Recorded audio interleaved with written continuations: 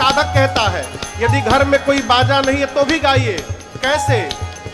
चुटुकी थपरी बजाव जवन मन करे, चुटुकी थपरी बजाव जवन मन करे, चुटुकी थपरी बजाव जवन मन करे, चुटुकी थपरी बजाव जवन मन करे। अरे गावा है शिकारी तू गई तेरी के जरे जरे, गावा है शिकारी तू गई तेरी के जरे जरे। हरे राम हरे राम